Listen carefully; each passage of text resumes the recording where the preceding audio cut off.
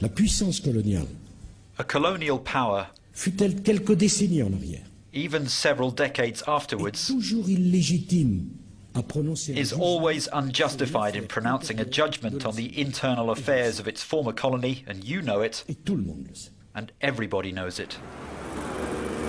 That statement in January was how the French president justified France's non-intervention in Tunisia.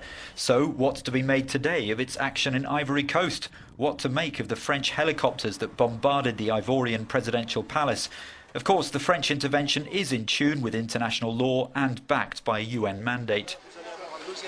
Besides, the justification for the UN and France alike is once again to protect civilians and foreign nationals, even though it involves military intervention against one particular camp in the Ivory Coast conflict. The situation has evolved somewhat since French forces arrived in the country following an attempted coup against Laurent Gbagbo in 2002. Operation Licorne's mission, independent from that of the UN, though with its backing, was to keep the warring parties apart. This time, amid the tension following the Ivorian presidential election, Paris took a clear stance. Gbagbo should go. When he didn't, Ouattara's supporters demanded international intervention. The clamour became louder after the coalition attacks in Libya, but Libya is not a former French colony. Gbagbo has made the most of the awkward French position. He's accused Paris of plotting against him. This video message is clear enough.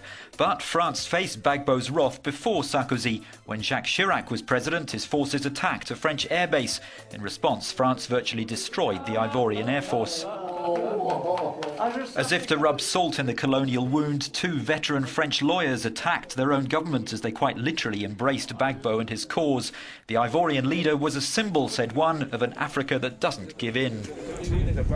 However legitimate the French backing for Ouattara, despite the inability of the UN or the African Union to take decisive action, what will stick in the minds of many in Africa are the military strikes from Ivory Coast's former colonial power.